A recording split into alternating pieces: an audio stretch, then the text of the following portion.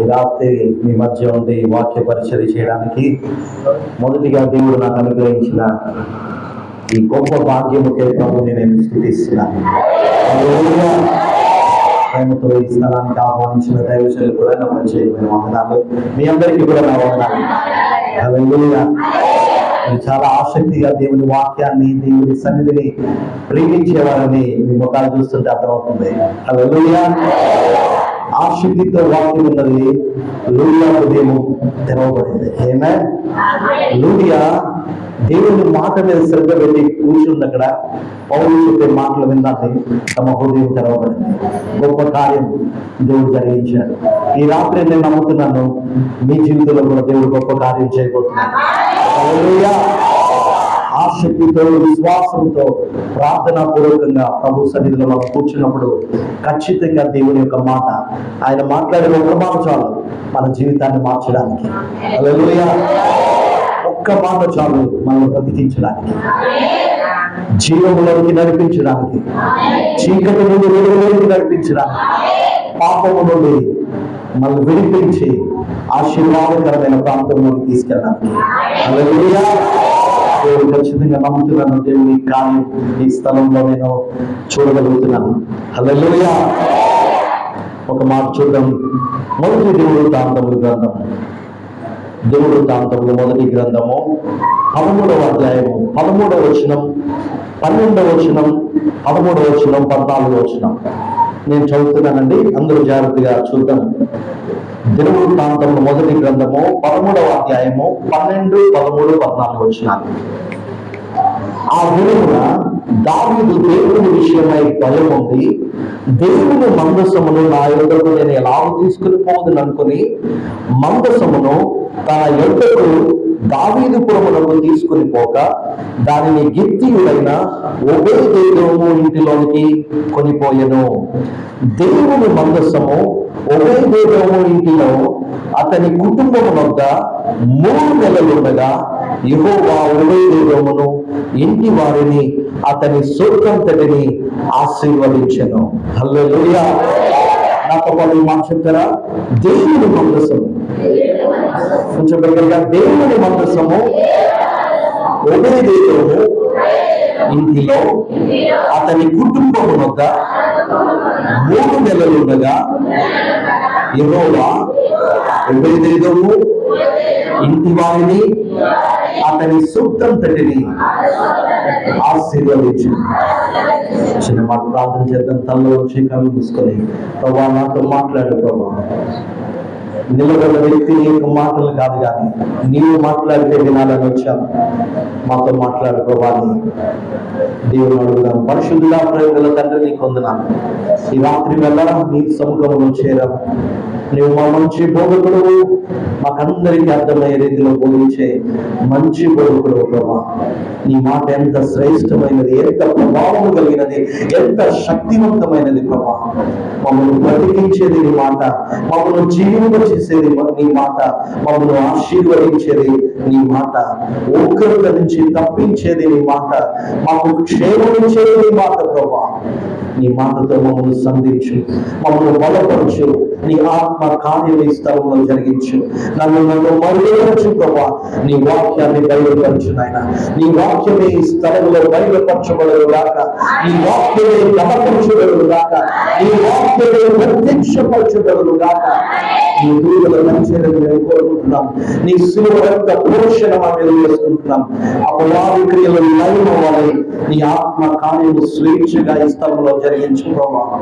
దేవాన్ని కార్యం జరిగించు నాయన. వినగల హృదయము, గ్రహించగల మనస్సు, వినగల చెవి, గ్రహించగల మనస్సు, ఆచరించే జీవితాలను అందరికీ మీరు దయచేయండి. నీ వాక్యంలోని ఆశ్చర్యకరమైన సంగతులు తెలుసుకోవడానికి మా మనోవేదనలు తెరవని ప్రార్థిస్తున్నాను. నీకే మహిమ, ఘనత, ప్రభావములు చెల్లించుకుంటాను. యేసు పరిశుద్ధమైన నామమున స్తుతించి కొనియాడి వేడుకొనుచున్నాను నా ప్రియమైన తండ్రి. ఆమేన్, ఆమేన్, హల్లెలూయా. ఈ రాత్రి దేవుడు మనతో ఒక మంచి సూటిగా ఒక మంచి ఒక వ్యక్తిగత జీవితంలో ఒక వ్యక్తి జీవితంలో దేవుడు చేసిన గొప్ప కార్యం మనం ధ్యానం చేయబోతున్నాం. ఆ వ్యక్తి ఎవరంటే ఓబేదేదోము. ఎవరండి? అందరూ కళ్ళ పైకి ఎత్తి నా వైపు చూస్తూ శ్రద్ధగా వినండి. ఓకే, ఆ వ్యక్తి పేరు ఏంటారు? ఓబేదేదోము. రైట్. జరిగిన విషయం ఏంటంటే దేవుని యొక్క మందసము ఫిలిస్తీన్ల చెరలో ఉన్నారు. ఫిలిస్తీన్లు దేవుని మందసాన్ని తీసుకుని వెళ్ళిపోయారు. మందసం అంటే ఒక పెట్టి, ఆ పెట్టిలో ఆ దేవుడు ఇచ్చిన ఆజ్ఞలు ఉన్నాయి. అది దేవుని మందసం, అది లేవీలు మోసుకుని వెళ్ళాలి. అటువంటి మందసం శత్రువుల చేతులు అపహరించాడు. దావీదు అనుకున్నాడు, అయ్యో నా దేవుడి మందసం శత్రువుల చేతిలో ఉంది, చెరలో ఉంది, దాన్ని విడిపించి నేను తీసుకురావాలని చెప్పి మొత్తాన్ని తీసుకుని వస్తున్నాడు. ఒక ఎడ్ల బండి మీద ఎక్కించుకొని దాన్ని తీసుకుని వస్తా ఉంటే ఆ బండిని ఇద్దరు నడుపుతున్నారు. ఆ పై వచనాలను చూస్తే కెరూబుల మధ్య నివాసము చేయు దేవుడైన యెహోవా నామము పెట్టబడిన ఆయన మందసం. కెరూబుల మధ్య నివాసము చేయు దేవుడైన యెహోవా నామము పెట్టబడిన ఆయన మందసమును యూదాలో నుండి కిర్యత్యారీము అనబడిన బాలా నుండి తీసుకుని వచ్చుటకై అతడును ఇశ్రాయేలీయులందరూ అచ్చటికి పోయి వారు దేవుని మందసమును ఒక కొత్త బండి మీద ఎక్కించి అబీనాదాబు ఇంటి నుండి తీసుకుని వచ్చిరి. ఉజ్జాయును అయ్యోను బండిని తోలిరి. దావీదు ఇశ్రాయేలీయులందరూ తమ పూర్ణ శక్తితో దేవుని సన్నిధిని పాటలు పాడుచు సితారాలు స్వరమండలములు తంబులను తాళములను వాయించుచు బోధలు వీచుచుండిరి. ఎందుకు ఈ మందసం అంటే ఏంటంటే ఆ మందసం అంటే దేవుని యొక్క సన్నిధి, కెరూబుల మధ్య ఆసీనుడైన దేవుని సన్నిధి. దేవుని సన్నిధి ఆ మందసం. ఆ మందసాన్ని తీసుకుని వస్తున్నారు, దేవుని సన్నిధిని తీసుకుని వస్తున్నారు. ఆ అయ్యోను ఉజ్జా మీరు బండిని తోలుతా ఉన్నారు. తీసుకుని వస్తా ఉంటే ఎడ్లకి కాలు జారిందంట. ఎడ్లకి ఏం జారింది? కాలు జారింది. కాలు జారినప్పుడు ఏమవుతుంది? బండి ఒరిగిపోతుంది కదా. ఒరిగిపోతుంటే ఆ దేవుడి మందసం జారిపోతుందని చెప్పేసి ఉజ్జా ఏం చెప్పాడంటే చెయ్యి పడిపోతుందని ఆపడానికి ప్రయత్నించాడు. దేన్ని టచ్ చేశాడు? దేవుని మందసాన్ని టచ్ చేశాడు, అంతే. అలా తాకాడు. దేవుని కోపం రగులుకుంది ఎవరి మీద? ఉజ్జా మీద. అక్కడే స్పాట్ లో చనిపోయాడు ఉజ్జా. ఎందుకంటే దేవుని మందసం వారు ఏదో పెట్టి కదా అన్నట్టుగా తీసుకొచ్చేస్తున్నారు, కానీ దాని యొక్క ప్రాముఖ్యతను వారు గుర్తెరగలేదు. దేవుని సన్నిధి యొక్క ప్రాముఖ్యతని మనం గుర్తెరగకపోతే అది మనకి ఏమాత్రం క్షేమము కాదు. దేవుని సన్నిధి యొక్క ప్రాముఖ్యత గుర్తెరిగాడు ఓబేదేదోము. అది ఎంత అద్భుతమైన కార్యం దాని జీవితంలో జరిగింది. అదే దేవుని సన్నిధి ఉజ్జా ప్రాణాలు తీసేసింది. అదే దేవుని సన్నిధి ఒక ఇంటి వారికి ఆశీర్వాద కారణంగా మారిపోయింది. హల్లెలూయా. మందసం, ఆ మందసం పట్ల వీళ్ళు ఆ మందసమే కదా, ఒక పెట్టే కదా, ఈ పెట్టే ఏం చేస్తుంది అన్నట్టుగా ఏదో అనాలోచనగా, ఏదో అలవాటుగా, ఏదో యాంత్రికంగా వీళ్ళు శ్రద్ధ చూపారు, కానీ నిజమైన హృదయం దాని పట్ల లేదు. ఇది దేవుని సన్నిధి, ఇది దేవుని యొక్క మందిరం, దేవుని యొక్క ప్రసన్నంగా నిలిచే స్థలం అని వాళ్ళు గుర్తించలేదు. ఉజ్జా వెంటనే అక్కడ చనిపోయినప్పుడు యెహోవా కోపం అతని మీద రగులుకొనగా అతడు తన చెయ్యి మందసం వద్ద చాపగా ఆయన అతని మొత్తలు కనుక అతడు అక్కడనే దేవుని సన్నిధిని, ఎక్కడ? దేవుని సన్నిధి, మందసం అనలేదు, దేవుని సన్నిధిని చనిపోయాడు ఉజ్జా. అందుకని ఆ పేరుకి పెరేజ్ ఉజ్జా అని పేరు పెట్టారు. అంటే ఏంటంటే కింద వినాశము, భయంకరమైన వినాశనం జరిగింది ఆ రోజు. దేవుని మందసాన్ని పట్టుకున్నప్పుడు అది చాలా మంది చూస్తున్నారు. దావీదు చూశాడు, ఇశ్రాయేలు చూశారు, చాలా మంది ఆ ఊరి ప్రజలు చూశారు. ఎందుకంటే ఇది ఒక సామాన్యమైన విషయం కాదు. ఇది రాజుగారు వస్తున్నారు, రాజుగారే నాట్యమాడుతూ సంగీతంతో దేవుని స్తుతిస్తూ తీసుకొస్తున్న కార్యాన్ని రాజుగారి వీధిలో నడుస్తుంటే ఏం చేస్తారు జనం అంతా? వస్తారు కదండి, మొత్తం రాజును చూడడానికన్నా వస్తారు. సో ఖచ్చితంగా ఊరి ప్రజలు చాలా మంది ఉన్నారు. కానీ ఈ సంఘటన చూసి ఊర్జా చేయి పెట్టి దాన్ని ఆపుదలను ఉంచాడు, అక్కడే చనిపోయాడు.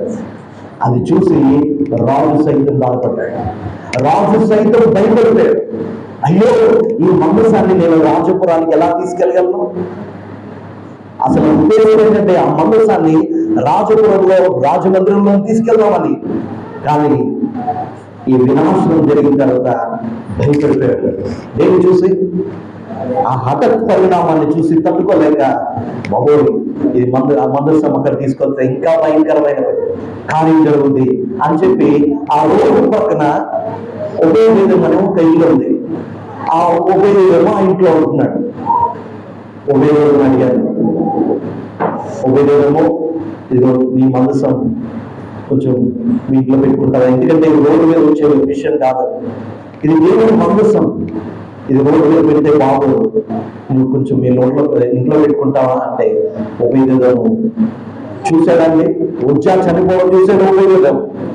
అక్కడ జరిగిన సంగతులు అంతా చూసి చాలా మంది అడుగుండొచ్చు, దావీదు కొంచెం మీ ఇంట్లో పెట్టుకోండి, కాసేపు కొంచెం చోటిస్తారా మీ ఇంట్లో అంటే ఎవరు అంగీకరించలేదమ్మా అనుకుంటా నేను. దేవుని మందసాన్ని, దేవుని సన్నిధిని ఎవరో వాళ్ళ ఇంటికి, ఎందుకంటే రాజే తీసుకెళ్ళలేకపోయాడు, రాజే తీసుకెళ్ళడానికి ఇష్టపడలేదు. ఏదో గోడ ప్రక్కన, ఇంటి ప్రక్కన, ఆ వీధి ప్రక్కన ఉన్నాడని చెప్పి ఒబేదేదోముని అడిగితే ఒబేదేదోము ఒప్పుకున్నాడు. ఎవరు కాదన్నా సరే, సార్ మా ఇంట్లో పెట్టండి సార్, మా ఇంట్లో నేను జాగ్రత్తగా చూసుకుంటాను సార్ అని చెప్పి ఇంటికి తీసుకొచ్చాడు ఆ మందసాన్ని.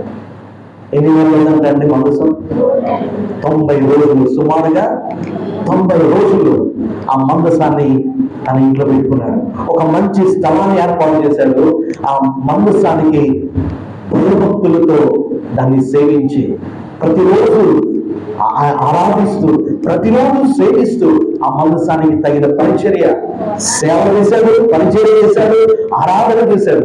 దానికి తెలియదు ఏం చేయాలి, మందసాన్ని ఏ విధంగా మనం కాపాడుకోవాలి అని తెలియదు. కానీ ఆ మందసం ఉన్న ఆ మొదటి రోజే అర్థమైంది, ఇది మందసం కాదు, ఒక చెక్క పెట్టి మాత్రమే కాదు, ఇది దేవుడు నివసించే దేవుడు సన్నిధి అని గుర్తెరిగారు.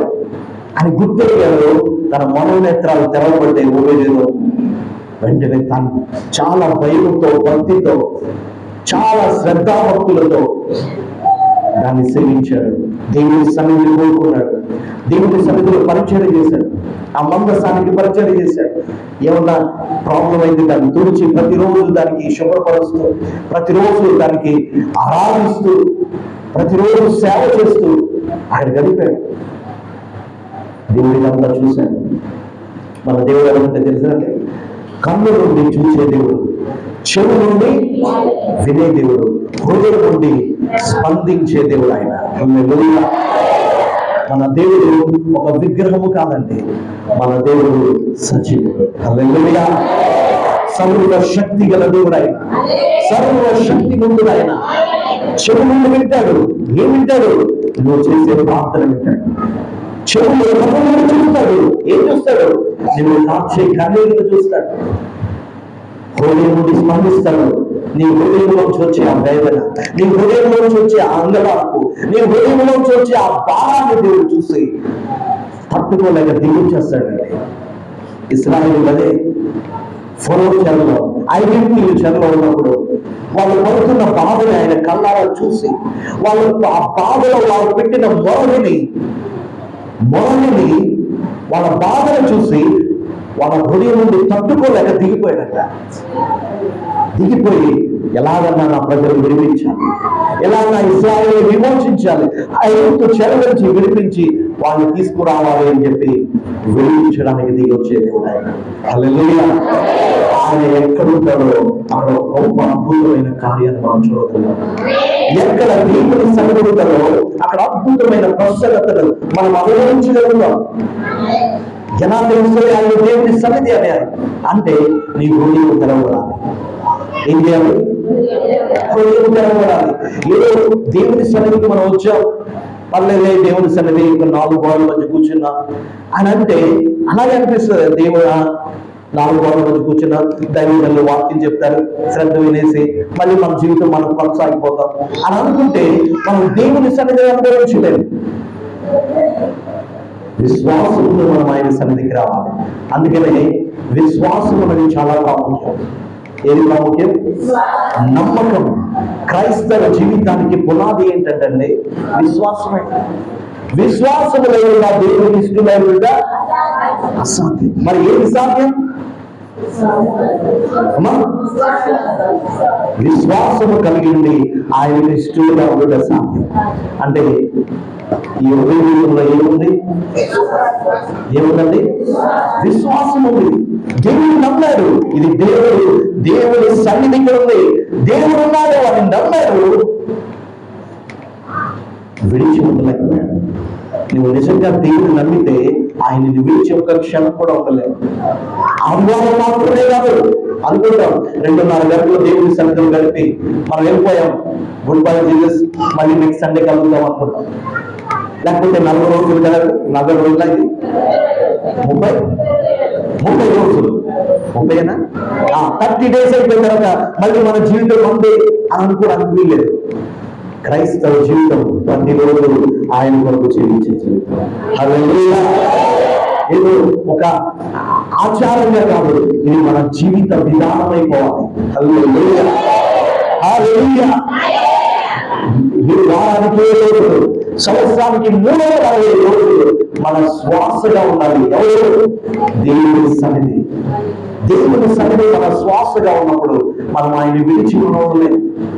90 రోజులు దేవుని సన్నిధిని పూర్తిగా అనుభవించాడు దేవుడు. తర్వాత జరిగిన విషయం ఏంటో తెలుసా? 90 రోజులు దేవుని సన్నిధిని అనుభవించిన దేవుడు ఎంతగా ఆశీర్వదింపబడ్డాడో తెలుసా?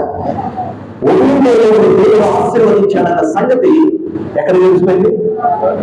రాజైన దావీదుకు తెలిసిపోయింది. హల్లెలూయా.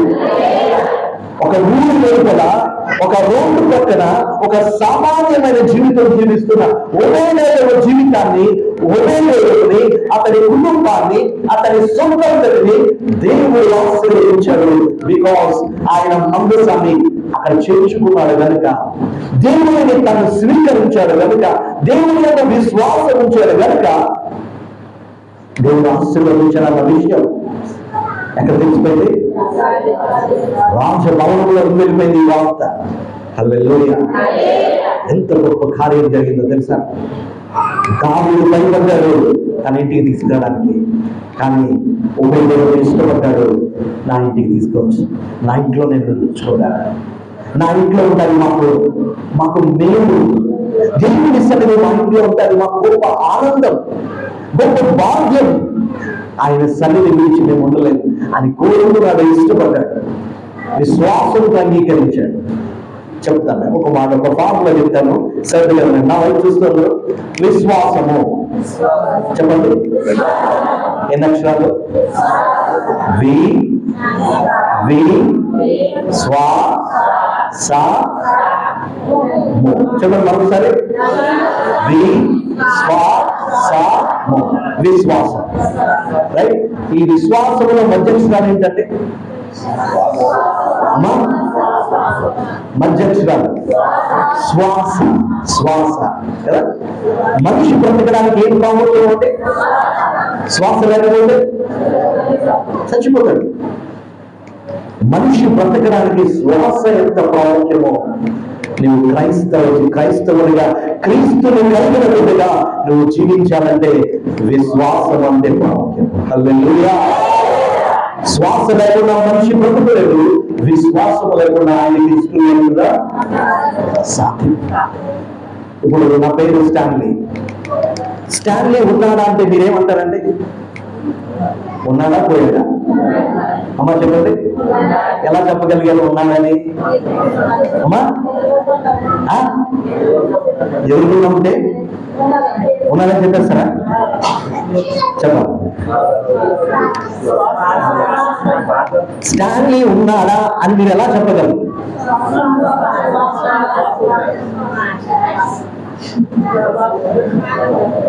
మరొకసారి వినండి. స్టాన్లీ ఉన్నాడా? నా పేరు స్టాన్లీ. స్టాన్లీ ఉన్నాడా అంటే మీరు ఎలా చెప్పగలుగుతారు? రుజువేంటి? రుజువేంటి? మాట్లాడుతున్నాడు అమ్మా, మాట బట్టి నేను ఫోన్లో మాట్లాడతాను, అది స్టాన్లీ ఉన్నాడని చెప్పేస్తారా?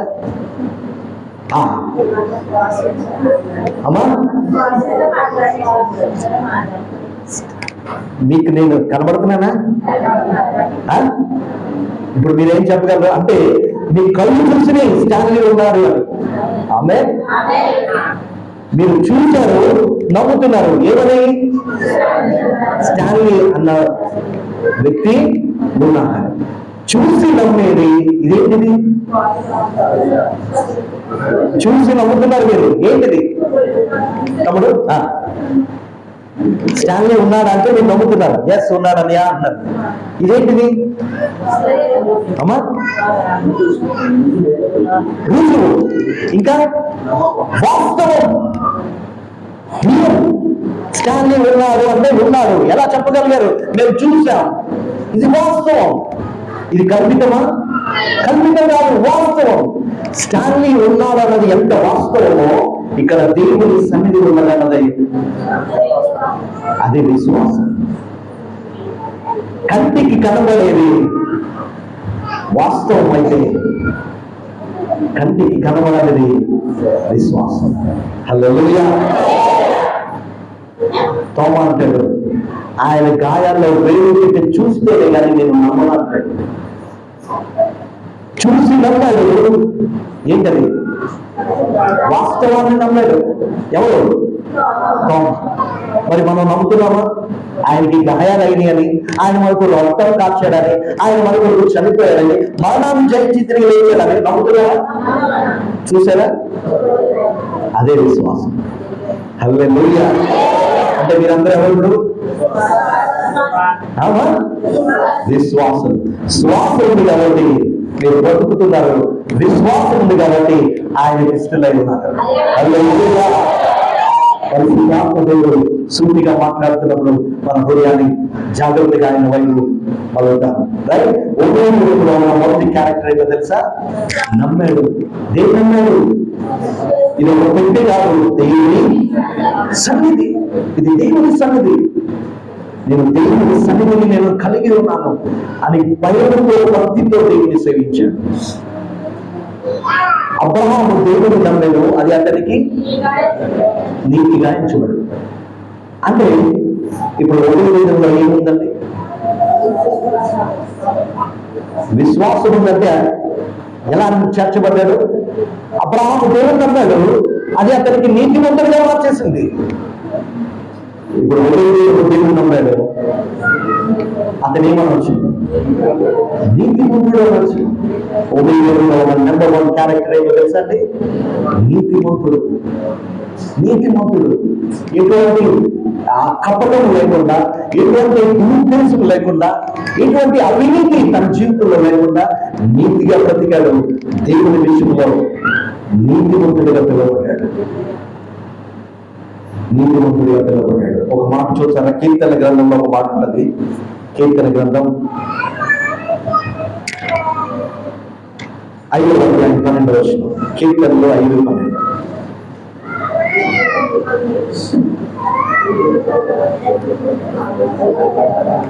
యెహోవా నీతిమంతులను ఆశీర్వదించువాడవు నీవే. యెహోవా నీతిమంతులను ఆశీర్వదించు. హల్లెలూయా. దేవుడు ఆశీర్వదించడానికి కారణం ఏంటండి? నీతిమంతుడు. నీతిమంతుడు దేవుడి ఆశీర్వాదం తప్పకుండా వచ్చేస్తాడు. హల్లెలూయా. నీతిగా బ్రతుకు, నిందారహితంగా బ్రతుకు, ఆయన దృష్టికి ప్రీతికరంగా జీవించు. దేవుడు జీవితంలో ఆశీర్వాదాలతో వృద్ధిపరుస్తాడు. హల్లెలూయా. నేను చెబుతున్నాను, ఆశీర్వాదానికి ప్రథమ ఏంటో తెలుసా అంటే నీతిగల జీవితం, నీతితో బ్రతికే జీవితం. దేవుడు నీతిమంతులను ఇష్టపడతాడు. రైట్? నీతిగా జీవించిన వాళ్ళకి దేవుడు ఆశీర్వదించేదేనండి నీతిమంతులని. రైట్? దేవుడు పంపిస్తున్న అతని కుటుంబంలో 3 నెలలు ఉండగా దేవుడు ఏం చేశాడు? దేవుడు ఆశీర్వదించాడు, అతని కుటుంబాన్ని ఆశీర్వదించాడు, అతని సొంతంతో ఆశీర్వదించాడు. వ్యక్తిగత ఆశీర్వాదం, కుటుంబ పరంగా ఆశీర్వాదం, ఆర్థికంగా ఆశీర్వాదం, అన్ని విషయాల్లో దేవుడు ఆశీర్వదించాడు. ఎంతమంది కావాలి ఆశీర్వాదం? హల్లెలూయా. జీవితంలో అతి గొప్ప ఆశీర్వాదం ఏంటో తెలుసా అండి? ఒక వ్యక్తి జీవితంలో అతి గొప్ప ఆశీర్వాదం, అత్యద్భుతమైన ఆశీర్వాదం ఏంటో తెలుసా? తను అడిగిందల్లా పొందుకోవడం కాదు, తనకు కావలసిందల్లా సమకూడి జరగడం కాదు, అతడు దేవుడి సన్నిధిలో దేవుడి సన్నిధిని విడిచిపెట్టకుండా ఉండగలిగి గొప్ప పాత్ర. హల్లెలూయా. దేవుని కలిగి జీవించడమే గొప్ప ఆశీర్వాదం. దేవుని సన్నిధిని విడుదల ప్రేమించడమే గొప్ప ఆశీర్వాదం. ఆశీర్వాదం ఎలా ఉంటుందో తెలుసా? నేను ఇంట్లో కూర్చోబెట్టి దేవుని సన్నిధి ఎలా ఉంటుందో తెలుసా? ఆ రుచి చూసిన వ్యక్తి ఇంట్లో ఉండలేడు. ఆదివారం ఆరాధన జరుగుతుందమ్మా, ఆరాధన జరుగుతుంటే ఇంట్లో కూర్చోలేరు. ఎవరో చుట్టాలు వచ్చి ఆపుతామన్నా ఆపుకోలేడు. ఎటువంటి బంధకాలు వచ్చినా దాన్ని జయించుకుంటూ దేవుని సన్నిధికి వచ్చేస్తాడు. ఎందుకు తెలుసా? దేవుని సన్నిధి పట్ల వాడు ఇష్టపడ్డాడు, దేవుని అంతగా ఇష్టపడ్డాడు, దేవుని అంతగా కోరుకున్నాడు. ఇది ప్రార్థనా సమయం, నేను ప్రార్థించాలి. ఇది వాక్య ధ్యాన సమయం, నేను వాక్యాన్ని ధ్యానించాలి. ఇది దేవుని సన్నిధిలో గడిపే సమయం, నేను దీన్ని మిస్ కాకూడదు అని అనుకుంటాడు. హల్లెలూయా.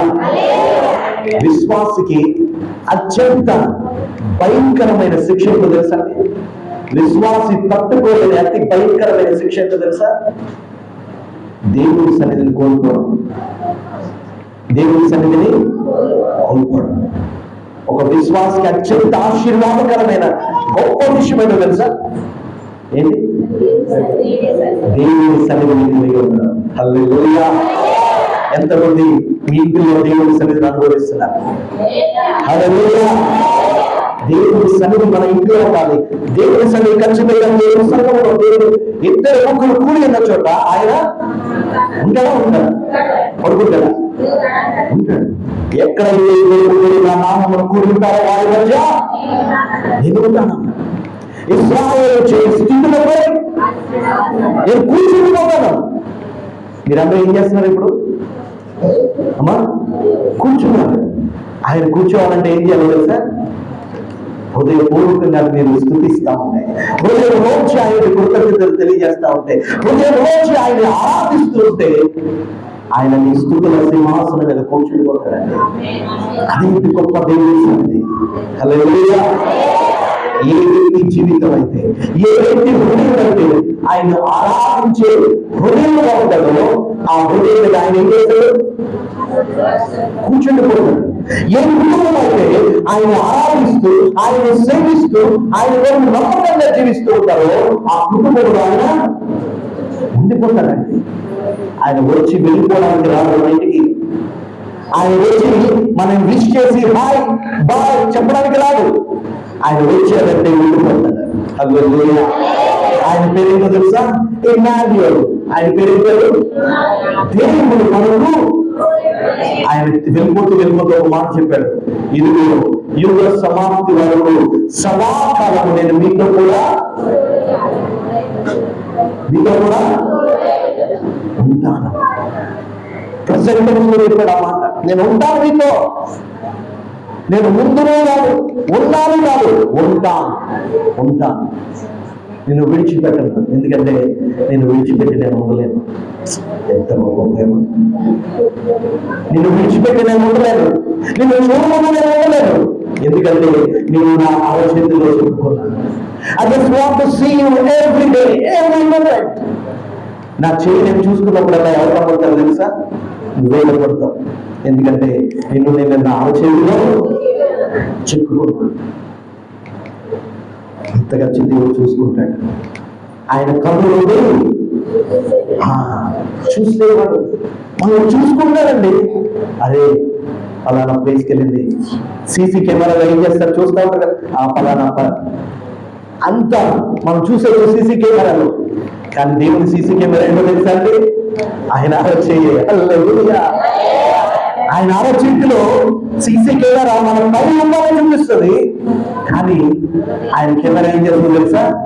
నీ హృదయ అంతరంగాన్ని కూడా శోధిస్తుంది, నీ తలపులను కూడా చెప్పగలదు. నువ్వు ఆయన సన్నిధికి వచ్చిన నీ ఆలోచన ఏంటో కూడా ఆయన చెప్పగలదు.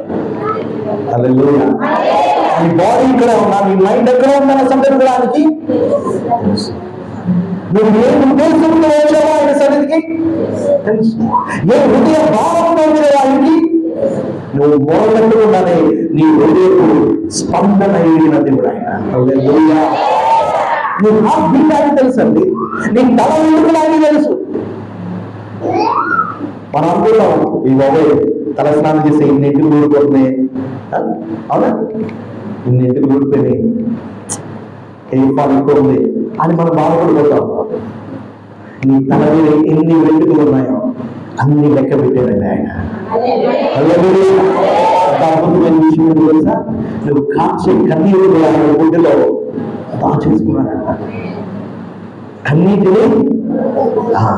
అందుకే నేను అంటాను, మీరు కన్నీరు ఊరికే ఆడదు. అమ్మ కొట్టిందని, నాన్న కొట్టిందని, వాడు ఏదో అన్నాడని, వీడు ఏదో అన్నాడని, ఎవరో ఏదో అన్నారని, టీచర్ ఏదో అన్నారని ఊరికే కన్నీరు కాచి వేస్ట్ చేసుకోవద్దు. నీకు బాగా దుఃఖం వచ్చిందా, ఏది వచ్చిందా, ఏ సేవ మాత దగ్గరికి వచ్చాయి, నీ హృదయాన్నంతా ఆయన కుమరించే. హృదయాన్నంతా ప్రభా నీ సన్నిధిలో నేను కాచాను. ఆయన సన్నిధిలో కాచే ప్రతి కన్నీరుకి ఎంతో విలువైందండి. ఈ కన్నీరేమో అలా కొట్టిపోతుంది. మనుషుల దగ్గర కాచే కన్నీరు ఎవరు పట్టించుకోరు, కానీ దేవుడి దగ్గర కాచే కన్నీరు ఆయన ప్రతి కన్నీటి బొట్టుని ఆయన గుడిలో క్యాచ్ చేస్తాడు. హల్లెలూయా. పాత్రలో ఆడడం కాదు, ఒంటరిగా ఆడడం కాదు, ఆయన పాదాల చెందుకు వచ్చి నీ హృదయ భారమంతా కుమరించి, హృదయం అంతటిగా ఆయన పాదం మీద కుమరించి ప్రభు క్యాచ్ చేస్తాడు. ప్రతి కన్నీటిని ఆయన కలెక్ట్ చేస్తాడు. కలెక్ట్ చేసి ఏం చేస్తాడు తెలుసా? నీ కన్నీటిని నాట్యంగా మార్చే దేవుడు ఆయన. సంతోషించే దేవుడు ఆయన. హల్లెలూయా. ఒక విషయం ఆయన నేను ఏడ్పించే దేవుడు కాదు, నిన్ను టీచ్ చేసే దేవుడు కాదు, ర్యాగింగ్ చేసే దేవుడు కాదు. ఇంజనీరింగ్ మెడికల్ స్టూడెంట్స్ ఏమిటి, ర్యాగింగ్ చేసి ఏడిపించాలి, వారు ఏడిపిస్తే మీరు ఆనందించాలి అని కోరుకుంటారు. కానీ నువ్వు ఏడుస్తూ ఉంటే నీ దేవుడు చూసి తట్టుకోలేదండి, నీతో పాటు ఏడుస్తాడు. లాజరు చనిపోయాడు, అమ్మా ఉంటారా? లాజరు చనిపోయాడు, ఈకేం వచ్చింది? యేసు కన్నీళ్ళు వచ్చింది. వాళ్ళందరూ ఏడుస్తుంటే ఈయన తట్టుకోలేకపోయాడు. మనుష్య కుమారునికి ఆయనకి దుఃఖం వచ్చింది. ఆయన ఏడ్చాడు, కన్నీటిని తుడిచాడు. లాజరుని సజీవుడిగా లేపాడు. కాబట్టి మన జీవితంలో గొప్ప కార్యం చేయడం. హల్లెలూయా. కాబట్టి కన్నీటిని వేస్ట్ చేయకూడదు. మై డియర్ యంగ్స్టర్స్, పిల్లలు అమ్మ కొట్టిందని, నాన్న కొట్టాడని మోర్గిని పోయి ట్యాప్ ఆన్ చేసి ఊరికి ఏం చేయొద్దు. ఏసై దగ్గరికి వచ్చి, ఏసయ్య మీ దగ్గర నా హృదయాన్ని కుమ్మరిస్తున్నాను, నాకేదో అమ్మ కొట్టిందని బాధలేదు, కానీ నీ వంట ఇష్టమని ఆయన దగ్గర కన్నీరు కార్చే, ఆయన వల్ల ప్రేమంతా వదలపోసే, నీ ప్రేమంతా ఆయన దగ్గర వెల్లడించు. అదంతా ఆయన చూసి ఆనందిస్తాడు. నీ దుఃఖ నివారణ పరిష్కారం దేవుడిస్తాడు. హల్లెలూయా. కాబట్టి ఉభయ జీవితంలో గొప్ప ఆశ్చర్యకరమైన కార్యం ఏంటో తెలుసండి? ఆశీర్వాదానికి ప్రథమ కారణం అతడు నీతిమంతుడిగా జీవించాడు. రెండవది అతడు దేవుని యందు భయభక్తులు కలిగిన వాడు. దేవుని యందు రాజు భయపడ్డాడు, కానీ రాజు భయపడి ఆ బంధశాలి తన ఇంటికి తీసుకెళ్లేదు. కానీ నిజమైన భక్తిలో ఏముండదో తెలుసా అండి? భయం ఉన్నది. పరిపూర్ణమైన భయం ప్రేమతో కూడింది. ఈ భయం ఎలాంటిదో తెలుసా అండి? ఆయన ఏదో చంపేస్తామని భయం కాదు, ప్రేమతో కూడిన భయం. Hallelujah. Hallelujah. Out of love, reverence, out of love. దేవుని గౌరవిస్తూ భయపడుతుంది. భయముతో కూడిన గౌరవం, వినయంతో కూడిన గౌరవం. వచ్చి అజాగ్రత్తగా దాన్ని టచ్ చేశాడు, వినాశనం పొందాడు. దానిని భయపడ్డాడు, తన ఇంటికి తీసుకెళ్ళలేదు.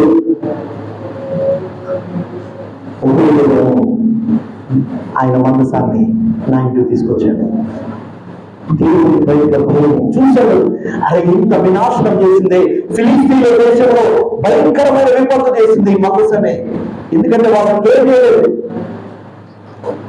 కేర్ చేయలేదు. దానిని భయపడి తప్పించుకున్నాడు. కానీ నిజమైన కేర్, శ్రద్ధ తీసుకున్నాడు, భయంతో భక్తితో దాన్ని సేవించాడు. మొదటిగా నీతిమంతుడు ఆశీర్వాదానికి పొందడానికి, ఉపయోగము ఆశీర్వదించబడడానికి ప్రథమ కారణం అతడు నీతిమంతుడు. రెండవది యెహోవాను భక్తులు కలిగిన వాడు. భయముతో భక్తితో సేవించాడండి. రిసీవ్ చేసుకోవడానికి భయపడ్డాడు. దేవుని మందసమున్న భయముతో గడగడా వణుకుతూ సంతోషించాడు. యెహోవాను భయభక్తులు కలిగి గడగడా వణుకుతూ సంతోషించండి అని కీర్తనకారుడు చెప్తా ఉంటాడు. కాబట్టి కీర్తనలో 112:1 ఉన్న చూడండి, దేవుని యందు భయభక్తులు కలిగిన వారు ఉదయము. ఆ ఉదయం ఆశీర్వదించబడడానికి రెండవ కారణం నేను చెప్తున్నాను. కీర్తన 112 అమ్మా.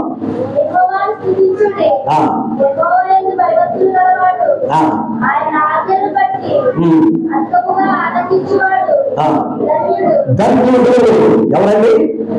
యెహోవా యందు భయభక్తులు గలవాడు ధన్యుడు. ఏది ధన్యకరమైన, ఏది ఆశీర్వాదకరమైన జీవితం అంటే దేవుని యందు భయభక్తులు కలిగి జీవించడం. హల్లెలూయా. చాలా మందికి భక్తి ఉంటుందండి. ఏముంటది? భక్తి ఉంటుంది, కానీ భయం ఉండదు. మనకు వస్తుందంటే తెలుసా? భయముతో కూడిన భక్తి. భక్తి చేసే అనుకోకండి. భక్తి అంటే ఆ టైంకి, ఆ సమయానికి మనం వెళ్ళి కనబడితే చాలు. ఆదివారం దేవుడి సన్నిధికి వస్తే చాలు. ప్రార్థన కూటంలో మనం కనబడితే చాలు. మిగిలిన సమయంతో మన జీవితం, మన ఇష్టం, మన లైఫ్ మనం అంటే మనం ఏమనుకుంటాం తెలుసా? దేవుడి సన్నిధిలోనే దేవుడు ఉంటాడు అనుకుంటాం. కానీ దేవుడు ఉండేది, ఆయన సన్నిధి ఎక్కడ ఉంటారు? ఇప్పుడు మన హృదయం ఉన్నప్పుడు, మన హృదయం దగ్గరికి వెళ్తే ఆయన సన్నిధి అనేది వచ్చేస్తుంది. ఆయన సన్నిధి మనతో ఉంటే మనం సినిమా హాల్ వెళ్ళగలమా? ఆయన సన్నిధి మనతో ఉంటే మనం సినిమా చూడగలమా? ఆయన సన్నిధి మనతో ఉంటే మనం వేరే బూతులు మాట్లాడగలమా? నోవే. ఆయన సన్నిధి మనతో ఉంటే ఈ నోవే సిగరెట్ కావగలదా? నోవే. ఎందుకంటే హృదయం ఆ యొక్క సింహాసనం, ఆ సన్నిధిని మనం క్యారీ చేస్తున్నాం. దేవుని సన్నిధిగా, దేవుని సన్నిధిలో మనం జీవించాలి. దేవుని సన్నిధిని మనం మోసుకుని వెళ్ళిపోవాలి. హల్లెలూయా. అది ఒక చోట ఉండే స్థలం కాదు, మనం ఎక్కడికి వెళ్ళిపోతే ఆయన సన్నిధిని మనం తీసుకెళ్ళిపోవాలి. అమ్మా వింటున్నారా? మీరు సినిమా చూస్తున్నప్పుడు నా బాబు ఒక ఆవిడ దేవుడిని అందులో విశ్వాసం ఉంచిన వ్యక్తి, దేవుడు నమ్ముకున్న కొత్తగా రక్షింపడింది.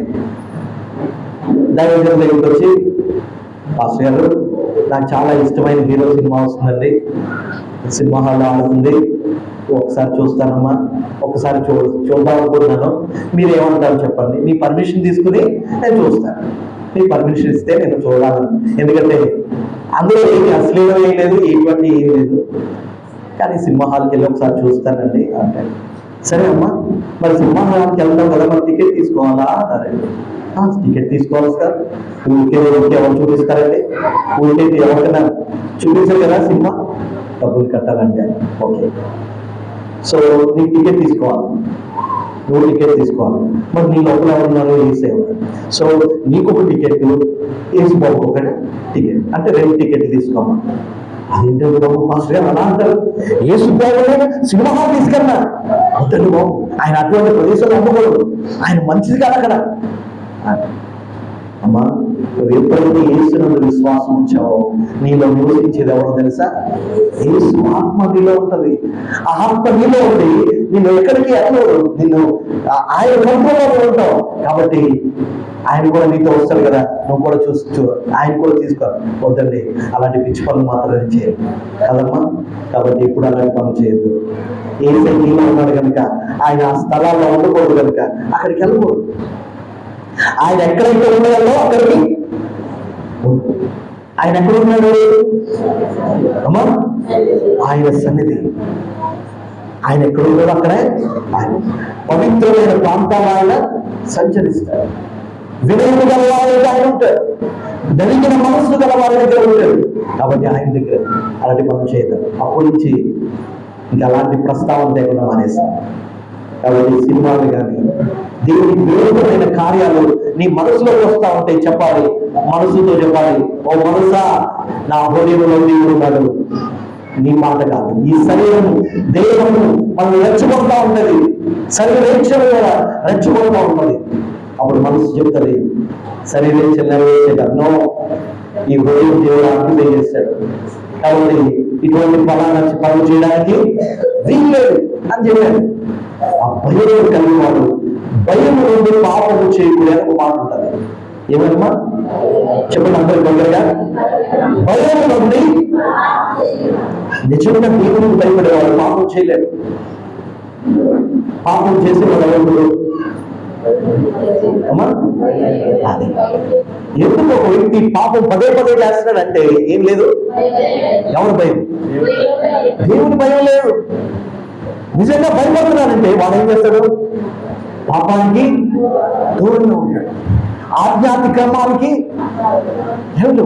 ఆధ్యాత్మికర్మమే పాపం, విధేయత కలిగి జీవిస్తాడు. కాబట్టి రెండవది దేవుని భయభక్తులు కలిగి చింతించడం. భక్తి సరిపోదమ్మా, భయం ఉండాలి. నీ ఎగ్జామ్స్ లో నమ్మకంగా ఉండాలి, నీ జీవితంలో దేవునికి భయపడేవాడిగా ఉండాలి. ఎటువంటి అవినీతి నీ జీవితంలో కనపడడానికి వీలేదు. ఎందుకంటే నువ్వు ఎక్కడికి వెళ్తున్నా నీ ఎవరిని క్యారీ చేస్తున్నావు? దేవుని సన్నిధిని క్యారీ చేస్తున్నావు. ఆయన నీతో ఉన్నాడు, పక్కన ఉన్నాడు, నీ లోపల ఉన్నాడు, నీవు ఆవరించి ఉన్నాడు. ఆయన నీ చెయ్యి వరకు నడిపిస్తున్నాడు ఆయన. నువ్వు పడుకోవాలి. ఒకసారి ఈ ఇల్లస్ట్రేషన్ చెప్తా. మా అన్న కొడుకు ఉన్నాడు, ఆవిడ వయసు ఎంతంటే చాలా చిన్న వయసు అప్పుడు. ఇప్పటికైతే second year engineering first year అవుతున్నాడు. నా చిన్నప్పుడు బాబాయ్ వాడిని బండి మీద తీసుకెళ్ళాను. బండి రిపేర్ చేద్దామంటే బండి మీద తీసుకెళ్ళాను. కొంచెం పైకి ఎక్కుతున్నాను అన్నమాట మెట్లు. వాడు ఏం చేశాడంటే నా చిటికిని వెళ్ళి పట్టుకున్నాడు. వాడు ఏం పట్టుకున్నాడు? నా చిటికిని వెళ్ళి పట్టుకున్నాడు. పట్టుకుని నడుస్తున్నాడు. చాలా చిన్నవాడు, పైకి ఎక్కుతున్నావు వాడు మెట్లు. చిటికి మీద పట్టుకున్నాడు, చూసుకోకుండా తన్నుకున్నాడు, కింద పడ్డాడు. 2 కాళ్ళు దెబ్బ తగిలేసి, కాళ్ళకి 2 మోకాలకి దెబ్బ తగిలేసి. ఎందుకు తగిలి అమ్మా? ఎందుకు తగిలి? చెయ్య పట్టుకున్నాడు. ఏ చెయ్యి? నా చెయ్యి పట్టుకున్నాడు. పడిపోయాడు. పడిపోతే అబ్బా వెంటనే మూతి కూడా తగిలేదు. వెంటనే నేను పట్టుకుని లేపేశాను. లేకపోతే ముక్కు కూడా తగిలేదు దెబ్బ. అది గుర్తు పెట్టుకున్నాడు. చాలా రోజుల తర్వాత గాంధీనగర్ పార్క్ ఉంటుంది, పార్క్ లో వాకింగ్ అని అలా తీసుకెళ్తున్నాడు. బండి స్టాండ్ వేసిన తర్వాత లోపలికి వెళ్ళి కదా, బాబాయ్ నా చెయ్యి పట్టుకో అన్నాడు. ఏమన్నాడు? బాబాయ్ నా చెయ్యి పట్టుకో. నాకు వెంటనే కొన్ని నెలల క్రితం జరిగిన సంఘటన గుర్తొచ్చింది. వాడు నా చెయ్యి పట్టుకుంటే పడిపోయాడు కనుక్కుని, కానీ నేను పట్టుకుంటే అమ్మా పడిపోడు. ఇప్పుడు ఎలా నడవాలి? నా ఇష్టం వచ్చిన నడవాలా, వాడి ఇష్టం వచ్చిన నడవాలా? నేను ఎక్కడికి నడిపిస్తే అక్కడికి వాడు పడిపోయే ఆస్కారం ఉంటుందా? ఎందుకు? నా చెయ్యి బలమైంది, వాడి చెయ్యి చాలా బలహీనమైంది. పడిపోయే పరిస్థితి లేదు, తప్పిపోయే పరిస్థితి లేదు, దారి తొలగి పరిస్థితి లేదు. ఎందుకంటే నడిపించేవాడు నా చెయ్యి పట్టుకున్నాడు. హల్లెలూయా. నడిపించేవాడు నా చెయ్యి పట్టుకున్నాడు, నేను పడిపోను. ఒకవేళ పడిపోయే పరిస్థితి నా అతని చెయ్యి నన్ను లేపేస్తుంది, ప్రభావం నుంచి నన్ను తప్పిస్తుంది.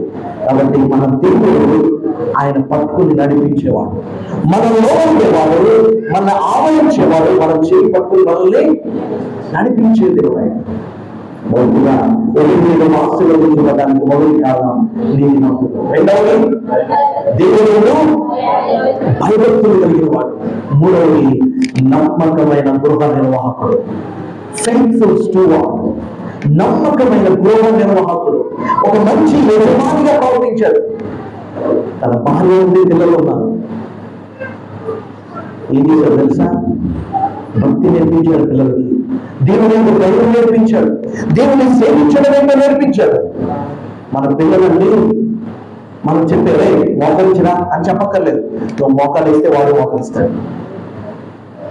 నా తల్లి పక్కన నేను మోకరించాను, ఇందాక వస్తా ఉంటే మోకరించి ప్రార్థన చేసుకుంటాను, తలుపేసుకుని ప్రార్థన. తలుపు గడేస్తే మళ్ళీ నాక్ చేస్తా ఉంటాం, ఊరికే తలుపు తీసే వరకు కొడతా ఉంటాం మా పిల్లలు. నాకు ఇద్దరు చిన్న పిల్లలు, ఒక LKG, ఒక 2nd క్లాస్ అవుతున్నారు, ఇద్దరు ఆడపిల్లలు.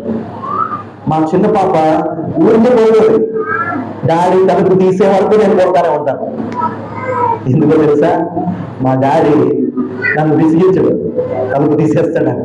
నేను అందుకని ఏం చేస్తానంటే తలుపు జారేస్తానంతే.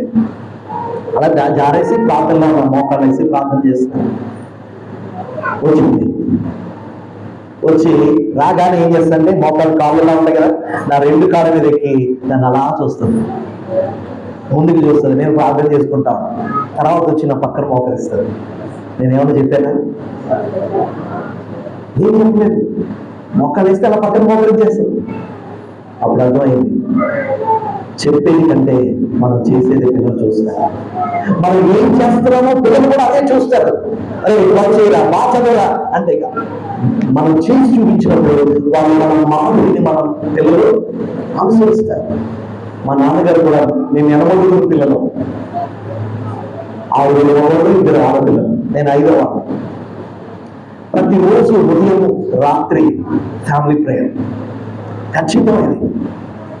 ప్రార్థన లేవగానే ప్రార్థన చేస్తారు, ప్రార్థన చేయగానే 6 గంటలకు వెళ్ళా ప్రార్థన.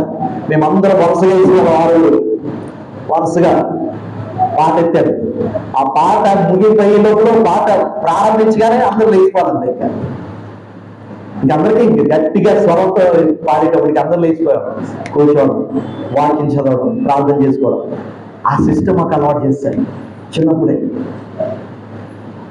ప్రతిరోజు ఆ టైం ఫ్యామిలీ ప్రేయర్, కంటిన్యూస్గా అక్కడ ఉండిపోవాలి. అలాగా మా కుటుంబంలో దేవుని సన్నిధిని మేము బాగా అనుభవించగలిగాం. మాకు అర్థమయ్యేది కాదు, ప్రార్థన చేసాం అలవాటుగా, వాక్యం చదివాము, కంటలు పెట్టించారు కానీ మాకు భోజనం పెట్టేవారు కాదు. బ్రేక్ఫాస్ట్ లేదు మాకు. కీర్తన 1, 103వ కీర్తన, యెషయా 53 ఇలా కంటలు పెట్టేసేవారు. పెట్టేసాక అప్పుడు చెప్పిన తర్వాత బ్రేక్ఫాస్ట్. అలా ప్రతి ఆదివారం మాకు ఇది. అప్పుడు ఏంటి మమ్మీ ఇది ఇలాగా, ఎందుకు మమ్మీ ఇలా విసిగించేస్తున్నారా అని మేము అలా విసుక్కునైనా సరే చదివేసేవాళ్ళం. ఇప్పుడు ఆ మాటలే, ఆ 4 గుణాలు వేయబడిన ఆ మాట ఈరోజు మా జీవితంలో ఫలాలు ఇస్తుంది. ఆ రోజు ఎంతో బలవంతంగానే సరే మమ్మల్ని ట్రాక్ లో పెట్టారు. ఈ రోజు అదే మాకు బలమైంది. హల్లెలూయా. బలవంతంగా స్కూల్కి తీసుకెళ్తాం. ఈ రోజు వాళ్ళు విద్యావంతులై కనబడితే ఎంత ఆనందం కదండి. ఏదైతే బలవంతంగా తర్వాత పొలం పొందుకుంటారు. తన కుటుంబంతో దేవుని సేవించాడు, కుటుంబంతో దేవుని ఆరాధించాడు, కుటుంబంతో దేవుని సన్నిధిలో పరిచయం చేశాడు. మందుసం దగ్గర పిల్లలను నేర్పించాడు, తాను నేర్చుకున్నాడు, పిల్లలను నేర్పించాడు, తన బాధను నేర్పించాడు. అందరూ దేవుని పరిచయం చేస్తూ ఆ మందుసంలో 20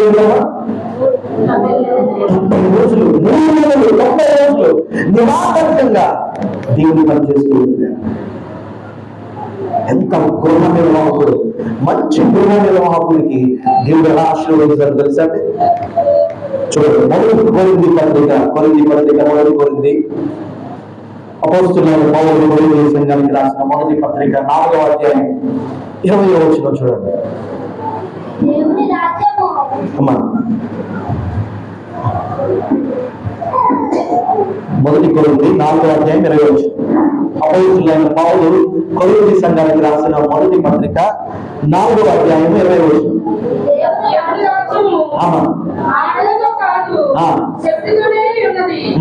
మీరేది కోరుచున్నారు, నేను మీ యొద్దకు రావాలని ప్రేమతో స్వార్థమైన మనిషితోనూ రావాలన్నా మీలో జాగ్రత్తగా ఉన్నదని చాలా మేము తండ్రి ఏం చేస్తాడు? వేధించే తండ్రి శిక్షిస్తాడు, గద్దిస్తాడు, బుద్ధి చెప్తాడు. బెత్తము వాడని వాడు తన కుమారునికి విరోధి. మేమందరం కోడి తినేసాం. ఎందుకో తెలుసా? చదువు విషయంలో కాదు, ప్రార్థన చేయకపోయినా, వాక్యం చదవకపోయినా. ఏయులో చదువుతున్నాను, ఏయులో ఇంజనీరింగ్ చేశాను ఆంధ్ర యూనివర్సిటీలో. అక్కడికి వెళ్ళిన తర్వాత నానా ఈ ప్రోగ్రెస్ కార్డ్ ఎంత వచ్చినాయి, ఎన్ని మార్కులు వచ్చినాయి, ఏం అడగలేదు. అసలు కనీసం నన్ను జాయిన్ చేయడం కూడా రాలేదు. ఎక్కడికి? అప్పుడు పాలిటెక్నిక్ లో కౌన్సిలింగ్ 2003లో జరిగిన సంఘటన. జాయిన్ చేయడానికి కూడా రాలేదు, పెద్దగా నుంచి పంపించారు. స్కూల్లో జాయినింగ్ కూడా ఎప్పుడు రాలేదు, కాలేజీలో జాయినింగ్కి రాలేదు. కానీ భక్తి విషయంలో, బైబిల్ విషయంలో చాలా శ్రద్ధ తీసుకున్నారు. తేడా వచ్చినా వాయించేసేవాడు అంతే. ఏమాత్రం రెబల్గా ప్రవర్తిస్తున్నాడా అయిపోయింది అలా. కోడింగ్ గట్టిగా పడింది. ఆ రోజు ఆ శిక్షా దండము మాకు ఆశీర్వాదకరంగా మార్చేసింది. హల్లెలూయా. మంచి గృహ నిర్వాహకుడికి దేవుడు ఆశీర్వాదాన్ని కోరుకుంటాడు. హల్లెలూయా. మంచి గృహ నిర్వాహకుడిగా జీవించాడు. తన కుటుంబానంతటిని దేవుడి సన్నిధిలోకి తీసుకొచ్చాడు. దేవుడు ఆశీర్వదించాడు. మొదటిగా నీతిమంతుడిగా జీవించాడు, దేవుని ఆశీర్వాదాన్ని పొందుకున్నాడు. రెండవది దేవుని భయభక్తులు కలిగి జీవించాడు, దేవుని ఆశీర్వాదాన్ని పొందుకున్నాడు. మూడవది మంచి గృహ నిర్వాహకునిగా ఉన్నాడు, దేవుని ఆశీర్వాదాన్ని పొందుకున్నాడు. ఆశీర్వాదం ఊరికే రాదు. ఏంటి గొప్ప ఆశీర్వాదం? ఆయన సన్నిధిని ప్రేమించడమే, ఆయనతో కలిగి ఉండడమే. ఎంతో ఆర్థికంగా దేవుడు ఆశీర్వదించాడు, ఆర్థికంగా దేవుడు ఆశీర్వదించాడు, మెటీరియల్గా దేవుడు ఆశీర్వదించాడు. అన్ని విషయాల్లో ఉపయోగం ఆశీర్వదించబడ్డాడు. ఈ ఆశీర్వాదము రాజు గారికి వెళ్ళిపోయిందండి. ఒక త్రోవ పక్కన పడి ఉంది, ఒక త్రోవ పక్కన ఒక సామాన్యంగా జీవిస్తున్న దేవుడు ఆశీర్వదించిన ఆ విషయం రాజుగారికి వినబడింది. రాజుగారు ఏం చేశారు? దేవుడు ఆశీర్వదించాడు కాబట్టి ఆ దేవుడి మందసం నా దగ్గరికి రావాలి. ఇప్పుడు గుర్తొచ్చింది ఎవరికి? రాజుగారికి. వెంటనే ఏం చేశారో తెలుసా అండి? రాజుగారు చేసిన పని ఏంటో తెలుసా? ఆ మందసాన్ని రాజపురానికి తీసుకురావాలి. ఇది అందరూ పని మీద తీసుకురాకూడదు, ఎందుకంటే పని మీద తీస్తే ఏమైంది? ఒక వినాశనం చూసాం. కాబట్టి లేవీ వచ్చాడు. అసలు ఆ మందసాన్ని మోయాలి యాజకులు, లేవీలు మోయాలి. ఎవరు మోయాలి? లేదు, లేవీలు మోయాలి, భుజాల మీద మోయాలి, మోసుకుంటూ రావాలి. ఏర్పరిచాడు. లేవీలు ఏర్పాటు చేసి తీసుకొస్తున్నాడు దేవుడు మందసం. చూడండి అక్కడ ఒక మాట రాయబడి ఉంది. ఇప్పుడు ఏం జరిగింది తెలుసా? ఇప్పుడు మందసం వరకు బయలుదేరుతుంది. ఎక్కడి నుంచి? 3 నెలలు ఆశీర్వదించబడ్డాడు ఉపయోగము. ఇప్పుడు మందసం ఏమైపోతుంది? నుంచి బయటకు వచ్చేస్తుంది. ప్లీజ్ సార్ మందసాన్ని ఉంచండి సార్, ప్లీజ్ సార్ మందసాన్ని ఉంచండి సార్. మా ఇంట్లో నేను చాలా ఆశీర్వదించబడ్డాం. ఈ మందసం వల్ల మా జీవితం మారిపోయేదండి, మా స్థితిగతులు మారిపోయేది, దేవుని సన్నిధిలో బట్టి మా బ్రతుకులు మారిపోయి అని నమ్మిన ఉపయోగం ఏం చేశారు తెలుసా? మందసం అంతా అంటే అప్పుడు రాజుగారు ఆజ్ఞ ఇచ్చారు, ఈ మందసం దగ్గర పరిచయం చేసేవాళ్ళు కావాలి, ఈ మందసం దగ్గర మందసం ఏంటంటే పాఠం పాడేవాళ్ళు కావాలి, మందసానికి వాయించేవాళ్ళు కావాలి, మందసాన్ని కాపలాదారులు కావాలి. ఎవరైనా ఉన్నారా? ఎవరైనా ఇష్టపూర్వకంగా సేవించే వాళ్ళు ఎవరైనా ఉన్నారా అంటే ఉపయోగం వచ్చి పరిగెత్తాడు. సార్ అది ఎదుగుతున్నారు. సార్ ఏమన్నారు సార్? నువ్వు ఎంత ఆశీర్వదించబడ్డావు కదా, అంత బాగుంది కదా, ఇక్కడ చాలు సార్. దేవుని సన్నిధి సరిపెట్టుకునేది కాదు సార్, దేవుని సన్నిధి సరిపెట్టుకునేది కాదు సార్. దేవుని సన్నిధి అది మాకు అత్యవసరం సార్, అది విడిచిపోలేదు సార్. దేవుని మందసం మేము కూడా వస్తుంది సార్, నేను వస్తాను సార్ అని బయలుదేరారు. చూడండి మాట ఎంత చక్కగా ఉందో. 15వ అధ్యాయంలో ఈ అద్భుతమైన మాట. 15వ అధ్యాయము 18వ వచనం చూడండి. వీరితో కూడా రెండో వరుసగా ఉన్న బంధువులైన జకరియా, దేను, యహజీయేలు, షమీరామోతు, యెహీయేలు, ఉన్ని, ఎలియాహు, బెనాయ, మయసయ, మత్తిత్య, ఎలీహు, మిక్నేయాహులను ద్వారపాలకులకు చెప్పడము గట్టిగా, ద్వారపాలకులకు ద్వారానికి కాపాడే వాళ్ళు కావాలి. ఎవరుంటారు అంటే ఎవరు చేయగలుగుతారు? మీరు కాపాడాల్సింది ఏంటి? ఏం చేస్తాం? ద్వారపాలకులుగా ఉండాలి, కొన్ని అర్హతలు ఉండాలి. నీకు ఏముంటారంట? సార్ 90 రోజులు మా ఇంట్లో ఉంది సార్, మీరు మా ఇంట్లో పెట్టారు కదా సార్, నేను స్వీకరించాను కదా సార్, 90 రోజులు నేను ద్వారపాలకులుగా నేనే కాపాడగా సార్. ఎవరు దాన్ని అపహరించకుండా, ఎవరు దాన్ని మృతంగా, ఎవరు దాన్ని అజాగ్రత్తగా ఉండకుండా ద్వారపాలకులుగా నేను కాపాడగాల్సింది సార్. నాకు తెలుసు సార్, నేను ఉంటాను సార్. అంత తెలిసింది. అందుకనే కోడవ కుమారులు 84 కీర్తనలు అంటాడు. 84 కీర్తనలు ఒక చక్కని మాట చూడండి. 84 కీర్తనలో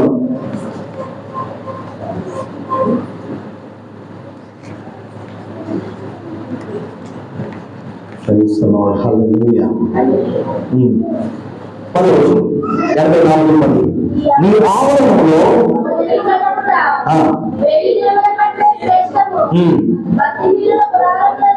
భక్తి హిందుల గుడారంలో నివసించుట కంటే ఎక్కడ ఉందండి? నా దేవుడి మందిర ద్వారముల ఉండుగా. ఇష్టమైందో తెలుసా? I want to be a door keeper. నేను ఆ డోర్ చూసారా, చెప్పులు వదిలిపెడతారు చూసారా, ఆ చెప్పులు పట్టుకుని సర్దడం నాకు ఇష్టం సార్. ఎందుకంటే దేవుని మందిరం, దేవుని సన్నిధిలో నేను పరిచయం చేయడం నాకు ఇష్టం సార్. అది నాకు ఇష్టం అండి.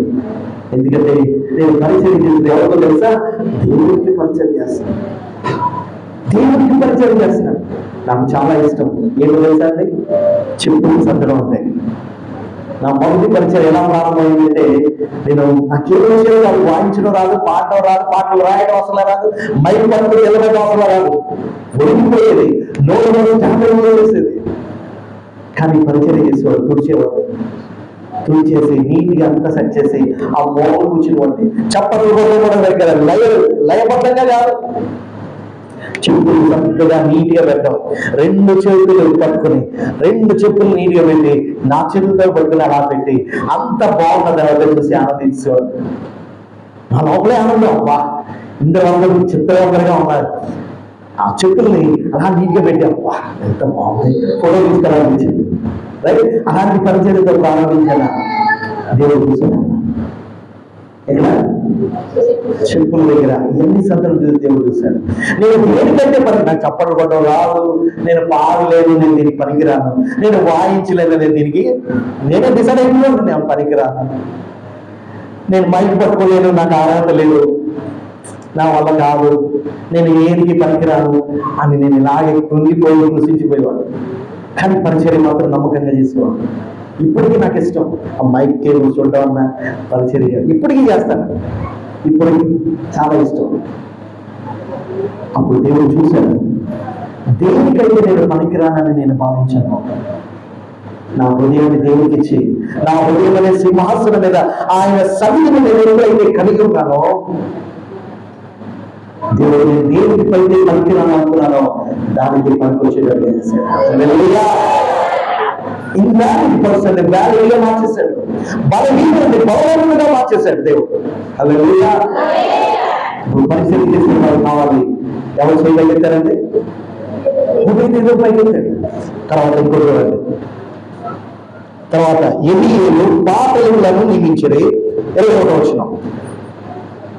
మరియు మత్తిత్య, ఎలీహు, మిక్నేయాహు, ఒబేదేదోము, యెహెజ్ అనువాలు రాగలెత్తుటకు సిద్ధాలు వాయించుటకు నిర్ణయింపబడిరి. అపాయింటెడ్. ఎవరు? ఎలీహు. రాగలెత్తుటకు వాయించుటకు, పాటలు పాడాలి, వాయించాలి, మ్యూజిషియన్ కావాలి, సింగర్స్, వర్షిపర్స్ కావాలి. సర్వేలో ఉంటాను సార్, వారపాడుగా ఉన్నా కదా, అది చేస్తాను సార్, ఇది కూడా చేస్తాను సార్. నీకు ఎన్ని ఎలా వచ్చాయా?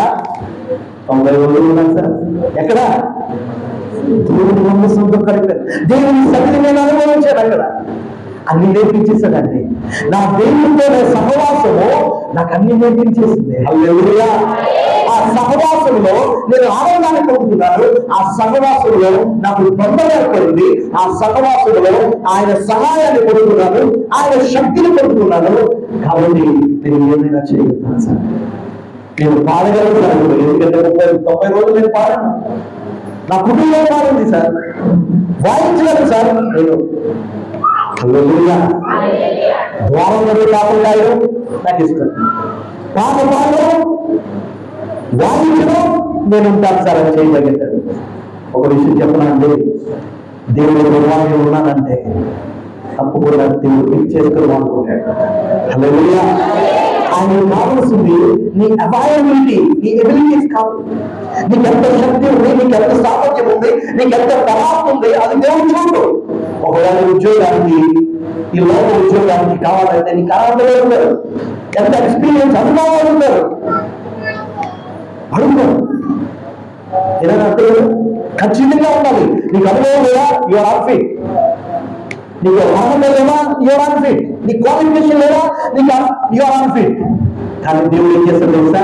అన్ఫిట్ గా వాళ్ళని తీసుకొచ్చి ఫిట్ చేయగల దేవుడు. హల్లెలూయా. హల్లెలూయా. నేను అనారోగ్యంగా అంటే ఆయన ఏం చేస్తుంది తెలుసా? అద్భుతంగా మార్చి, బలం ఇచ్చి, నీ సామర్థ్యం ఇచ్చి నేను వాడుకుంటుంది. హల్లెలూయా. నన్ను వాడుకోవాలి. నువ్వు చెయ్యి పైకి ఎత్తగలిగితే దేవుడు నేను అద్భుతంగా వాడుకోగలుగుతాడు. ఆ రోజు తీసుకున్న మొదటి నిర్ణయం ఓబేదేమో తన ఇంటికి ఆహ్వానించాడు మందసాన్ని. ఆ మందసానికి పరిచయం చేశాడు, ఆరాధించాడు, వాయిద్యాలు వాయిస్తూ దేవుని గణపరిచాడు, కుటుంబంలో దేవుని గణపరిచాడు. గొప్ప ఆశీర్వాదాన్ని పొందుకున్నాడు. ఇప్పుడు ఆ దేవుడు మందసం ఏం చేస్తూ ఉంటే పర్లేదు, ఇంతవరకు అనుభవించిన ఈ జీవితం ఆర్థికమైన ఆశీర్వాదం ఇది చాలు, ఈ జీవితాన్ని ఇంకా చాలా అనుకోలేదు. ఆ మందసమే నాకు కావాలి. హల్లెలూయా. ఆ ఇంటి ఆశీర్వాదం కంటే ఆశీర్వాదించిన దేవుడు నాకు కావాలి. హల్లెలూయా. హల్లెలూయా. ఆయన ఉంటే ఎన్ని ఆశీర్వాదాలు ఉంటాయి అంత పోతే ఎంత, నాకు ఆయన కావాలి. నువ్వు ఇచ్చే బెనిఫిట్స్ కంటే నాకు నీవు కావాలయ్యా. ఎంతమంది నాశ ఉందండి.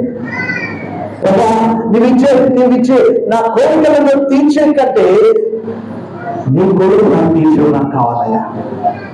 నీ ఆశను నేను తీర్చేవాడిగా ఉండాలి, నీ భావాన్ని నేను మోసేవాడిగా ఉండాలి, నీ కార్యను నేను ఎత్తుకునేవాడిగా ఉండాలి అని నిజంగా ఆశపడితే దేవుడు నేను పెళ్లి చేసుకుంటాడు, నేను లేచేస్తాడు, నేను గొప్పగా వాడుకుంటాడు. హల్లెలూయా.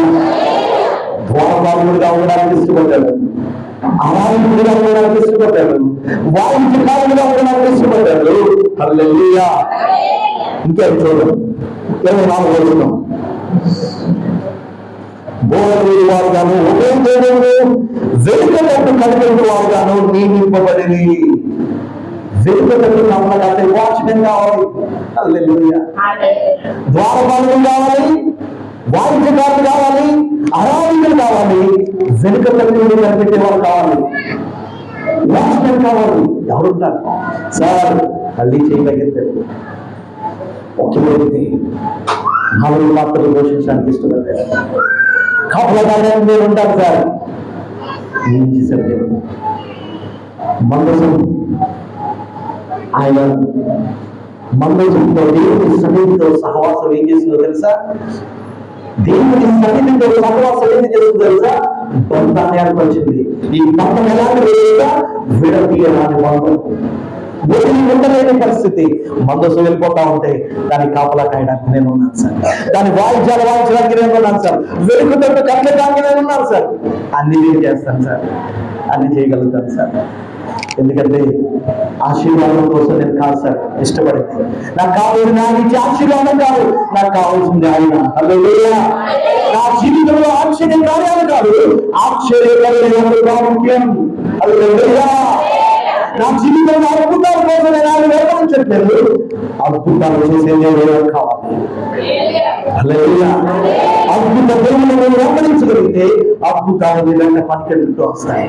ఆశ్చర్యకరమైన దేవుని వెంబడించగలిగితే ఆశ్చర్య కార్యాలు వెంట పనికి వస్తాయి. హల్లెలూయా. ఆశీర్వదించబడిన దేవుడు వెంబడించగలిగితే ఆశీర్వాదాలు నీ వెంట వస్తాయి. అతని స్వార్థలు అంటాడు, మొదటిగా నా నీకు నా రాజ్యము మొదలైనండి. అప్పుడు మీకేం కావాలో మీ పరలోకపు తండ్రి తెలుస్తుంది. అవన్నీ నీకు అనుకరిస్తాడు. నీకేం కావాలో అన్ని ఇస్తాడు దేవుడు. కింద బట్టల ఏం కావాలి అన్ని నేను ఇస్తాను. కానీ నువ్వు చేయవలసిన మొదటి priority, the very first priority, seeking first the Kingdom of God. నా రాజ్యం వెనుకు, నా నీతిని వెనుకు, నమ్మ వెనుకు నీకు కావాలని నీ వెతుకుంటూ దగ్గర వస్తాయి. హల్లెలూయా. నువ్వు వెతుకుతావా? నువ్వు వెతుకుంటూ దగ్గర రావాలా? అమ్మా ఏం చేయాలి? నువ్వు వెతుకుతావా? నీకు కావాల్సిన నువ్వు వెతుకుంటూ రావాలా? అమ్మా నువ్వు ఆయన వెతుకు. నువ్వు వెతకవలసినవన్నీ, నువ్వు దేవుని కోసం అయితే ఆశపడుతున్నావు, అవన్నీ నీ వెనకాల వచ్చేస్తా ఉంటాయి నిన్ను వెతుక్కుంటూ. హల్లెలూయా. నువ్వు మొదటి వెళ్ళవలసిన ఆయన కూడా. హల్లెలూయా. దేవుని ఆశీర్వాదము విడిచిపెట్టలేని గొప్ప ఆశీర్వాదం. ఆయన సహవాసము ఇంపార్టెంట్. హల్లెలూయా. నేను ముగించేస్తున్నాను. తర్వాత 16వ అధ్యాయంలో చూద్దాం. దేవుని మందిరంలో దేవుని మందసం దావీదు గుడారానికి వచ్చేసింది, గుడారానికి వచ్చేసింది. ఇప్పుడు ఏం చేస్తున్నాడు చూడండి. 16వ అధ్యాయం 5వ వచనం. వారిలో ఆసాపు అధిపతి జకర్యా, అతని తర్వాత వాడు యెహీయేలు, షెమీయామోతు, మత్తిత్యా, ఎలియాబు, బెనాయా, ఓబేదేదోము, యెహీయేలు అనే వారు స్వరమండలములు. మరి ఒబేదేదోము ఇంటి నుంచి రాజు యొక్క మందిరం వరకు, గుడారం వరకు ఒక ట్రైన్ రన్ ఉంది. ఆ ట్రైన్ రన్ లో పాటలు పాడడానికి మొదలు ఉంటాడు. వీధిలో నాచి వాడుతాడు. వీధిలో వాయించడానికి నేనున్నానని వచ్చేసాడు. రాజు గుడారంలోకి వచ్చేసింది. అదే పాటలు అక్కడ కూడా చేయడానికి ఇష్టపడ్డాడు. నేను అనుకుంటాను, వాట్ అబౌట్ హిస్ ఫ్యామిలీ? మరి ఆయన కుటుంబం ఏమైంది? ఏం జరిగి ఓకే మనం ఆశీర్వదించబడ్డాం కదా, అది అందించి కదా దేవుని మందసాన్ని మనం పెట్టుకున్నాం. మందసం ద్వారా దేవుని సన్నిధి ద్వారా మనం ఆశీర్వదించబడ్డాం. నీకు చాలు కదా డాడీ, నీకు చాలు డాడీ అని పిల్లలు అనవచ్చు. మందసం ద్వారా దేవుడు మనం ఆశీర్వదించాలని వాస్తవమే. కానీ ఈ ఆశీర్వాదంతో మనం సరిపెట్టుకుంటే కుదరదు. ఆ మందసం దొరుకుతుంది. మందసం వెంట మనం వెంబడించాలి. ఆ దేవుని మనం వెంబడించాలి. నేను అనుకున్నాను వస్తానంటే, డాడీ మనం అనుభవించాం, ఇది మాకు తెలియదు కాదు, మన కళ్ళారా చూసా మనం అనుభవించాం. మీరు ఎక్కడికి వెళ్తే మేమే వస్తాం. కుటుంబ సమేతంగా మన దేవుని వెంబడించారు. కుటుంబంలో వారు దేవుని ఆరాధించారు. కుటుంబంలో పెట్టారు. హల్లెలూయా. ఈ రాత్రి ఎంతమంది కుటుంబంలో సరిగ్గా నేను నా భార్య నా కుటుంబం అంతా వచ్చారా? Very good. వాళ్ళు నేను అమ్మా దేవుని ఆశీర్వదించా. నువ్వు ఒక్కడే నా దగ్గరికి నాకు, నీ కుటుంబం అంతా నా దగ్గర కనపడాలి. ఈ ఆశీర్వాదము నీ కుటుంబంలో కనపడాలి. కుటుంబ సమేతంగా నేను ప్రభుని సేవించాలి, నేను ఆరాధించాలి, ఆయన సేవించాలి. మా ప్రాణమునందు మా జీవిత కాలమంతయు నేను వారిని సన్నిధిలో కనపడాలి అన్న ఆశ నీకు కలిగి ఉంది. నీ బిడ్డని, భర్తని దేవుని సన్నిధికి తీసుకురాగలుగుతాం. మాదిరి తన కుటుంబాన్ని అంతటి నడిపించుకోగలిగాడు. కుటుంబాన్ని అంతటి నడిపించుకోగలిగాడు. అద్భుతమైన విషయం చూడండి. తర్వాత పైకి చెప్తే 16వ అధ్యాయం 37వ వచనంలో, అప్పుడు మందసం ముందర నిత్యము కావలసిన అవధిన సేవ జరుపుటకై దావీదు అర్చుడు యెహోవా నిబంధన మందసం మీద ఆసాపును అతని సహోదరులను నియమించెను. ఒబేదేదోము వారి సహోదరులైన 68 మంది యోధులకు వారైన ఒబేదేదోమును హూషాను ద్వారపాలకులుగా నియమింపబడింది. తాళములు వాయించే పరిచర్య. తర్వాత చూద్దాం 26వ అధ్యాయంలో 4వ వచనం. 26వ అధ్యాయం 4వ వచనం. దేవుడు ఒబేదేదోమును ఆశీర్వదించి అతనికి కుమారుడు చేశాను. మొత్తం 80 చాలా మంది పిల్లలు ఉంటారు. ఎప్పుడు వచ్చిన ఒబేదేదోము కుమారులైన వీరులు, వీరి కుమారులు, వీటి సహోదరులు 62 వారు తమ పరిచయంలో మంచి గట్టిగా. హల్లెలూయా. వారి కుటుంబాన్ని కాదండి, వారి పిల్లలే కాదు, వారి పిల్లల పిల్లలని దేవుడు ఆశీర్వదించారు. హల్లెలూయా. Generational blessing. వ్యక్తిగతంగా ఒబేదియం ఆశీర్వదించబడ్డాడు, వారి పిల్లలు ఆశీర్వదించబడ్డారు, వారి పిల్లల పిల్లలు 67 మంది తరతరాలు ఆశీర్వదించబడ్డారు. దేవుని ఆశీర్వాదం తరతరముల వరకు ఆశీర్వాదంగా యెహోవాను ఆశీర్వదిస్తే అది ఎన్నటికీ ఆశీర్వాదం. ప్రభా నన్ను ఆశీర్వదించుకోవా, ఎన్నో పరిచయం చేయడానికి నేను ఉన్నాను, నీ కొరకు నేను వాడుకోవడానికి నేను ఉన్నాను ప్రభా, నన్ను వాడుకోండి నువ్వు చెప్పగలిగితే దేవుడు నేను వాడుకుంటాను. కానీ సామర్థ్యం ఇచ్చి నేను వాడుకుంటాడు. అయ్యో నా ఏం చేయగలిగితే నేను ఏం చేయగలను అనుకోకూడదు, నూతన బలం ఇచ్చి నేను వాడుకుంటాను. హల్లెలూయా. అనుకోండి నేను ఊసలు దాన్ని నాకేం పిల్ల కొడతారు, ఏమైంది గర్భాన్ని దేవుడు కుమారుడు వాగ్దానంతో దేవుడు. హల్లెలూయా. సాధ్యమైన కార్యం ఏది? నేనేం చేయగలను, నా ఏం జరుగుతా బాగా చేసుకున్నానే, ఇంత జీవితం నా జీవితం అంతా వ్యర్థమైపోయింది. అయినా ప్రభా వ్యర్థమైపోయిన గతాన్ని నేను చూడట్లేదు, ప్రస్తుతాన్ని నా జీవితాన్ని చేతి తప్పనిస్తున్నాను. ఇప్పుడు ప్రభా నేనున్నానయ్యా, నీ సన్నిధిలో నీతో సహవాసం నాకు కావాలి, నీ సన్నిధి నాకు కావాలి, నీ సన్నిధి నాతో రాలి నేను ముందుకు వెళ్ళలేదు. నీ సన్నిధి నాకు కావాలయ్యా, నీ సన్నిధి నేను నడిపించాలి, నీ సన్నిధి నాకు పెళ్ళయ్యా. I never miss your presence, I never absent your presence. నేను నీ సన్నిధిలో నేను కప్పిపోయిన వాడిగా ఉండకూడదు, లేకపోతే నీ సన్నిధిలో నేను absent అంటే నేను రాని ఉండకూడదు. ఈరోజు క్లాస్కి రావాలి, యాబ్సెంట్ ఉండకూడదు కదా. యాబ్సెంట్ అయితే ఏమవుతుంది? ఒకరోజు యాబ్సెంట్ అయితే ఏమవుతామా? ఒక క్లాస్ యాబ్సెంట్ అయితే ఏమవుతుంది? ఆ క్లాస్ నువ్వు మిస్ అయిపోతావు. ఆ రోజు నీకు రావాల్సిన మాట నువ్వు మిస్ అయిపోయావు. ఒక రోజు ఆదివారం కూడా నువ్వు మిస్ అయితే, ఒక దినం నువ్వు మిస్ అయితే, ఆ రోజు దేవుడు నీతో మాట్లాడే మాటని హల్లెలూయా హల్లెలూయా. నిజంగా మిమ్మల్ని బట్టి నేను అభినందిస్తున్నాను. కంటిన్యూస్ గా దేవుడిని మీరు వెంబడిస్తున్నారు. 34-35 మీరు ఎడతెక్క మీరు చేసే ఆ యొక్క ఆ శ్రద్ధ, ఆ భక్తిని మీరు చూసి మీ జీవితంలో గొప్ప కార్యం చేస్తారు. హల్లెలూయా. నమ్మకంగా దేవుడు వెంబడించండి, నీతిగా వెంబడించండి, పరిశుద్ధంగా వెంబడించండి, భయభక్తులతో వెంబడించండి. ఆయన సన్నిధిని మీరు కోరుకోండి, ఆయన సహవాసాన్ని మీరు కోరుకోండి. దేవుడు గొప్ప కార్యాలు మీ జీవితంలో జరిగించడానికి సమర్థుడు. నాకేమీ లేదు, నాకేమీ రాదు నువ్వు అనుకోవచ్చు, ఏ లోక సంబంధంగా నేను ఏమీ కాదే అనుకోవచ్చు, నువ్వు వెలువాడిగా అనిపించవచ్చు, కానీ నీ దేవుడు దృష్టిలో ప్రియమైన వాడిగా కనపడతాడు. హల్లెలూయా. దావీదు చూస్తే దావీదు మన డాడీ కూడా పట్టించుకోలేదండి, మన డాడీ కూడా పట్టించుకోలేదు. పట్టించుకుంటే తీసుకొచ్చాడు, వాళ్ళందరూ పట్టించుకోలేదు.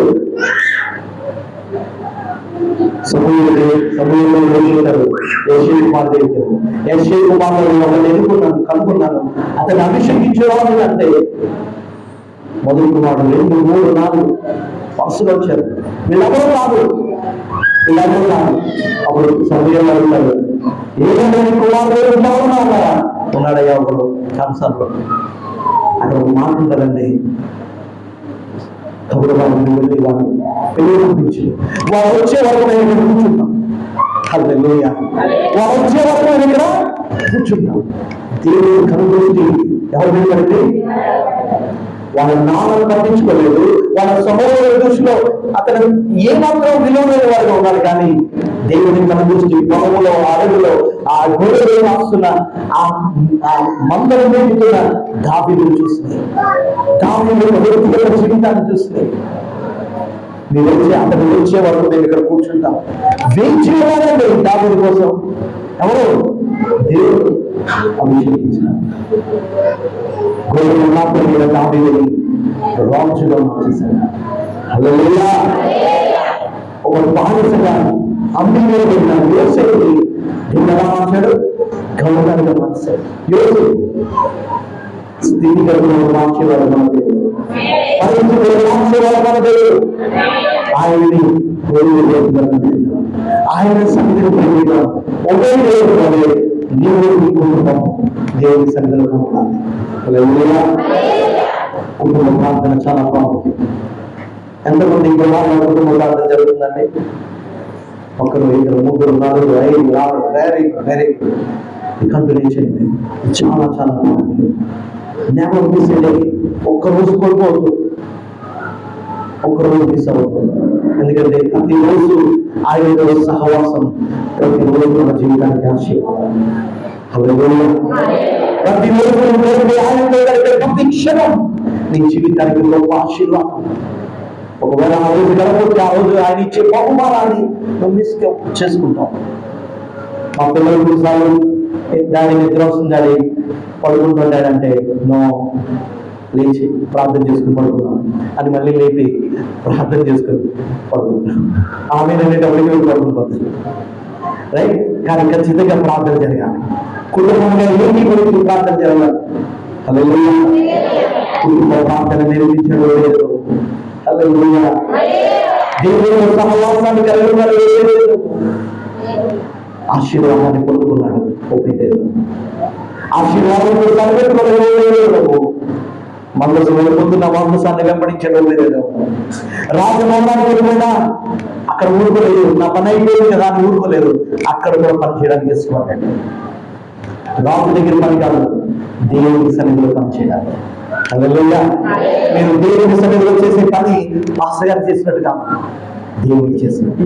నువ్వు పిలిచినా, నువ్వు చాపేసినా, నువ్వు అనేక తిరిగినా, దేవుని సన్నిధికి నడిపించిన అది దేవునికి చేసినట్టు. నిన్ను బట్టి ఆ దేవుడు ఆత్మరక్షింపబడతాడు. ఒక దేవుని ఆనందించగలుగుతాడు. హల్లెలూయా. ఇటువంటి కుటుంబ పరిశుద్ధాత్మలు అందరికీ అనుగ్రహించిన నన్ను వాడుకొని నువ్వు చేయి చూపించగలుగుతాడు. ఖచ్చితంగా నువ్వు జీవితంలో గొప్ప కార్యం చేస్తాడు. ఒకసారి చిన్న ప్రార్థన చేసుకుని నేర్చుకున్నా.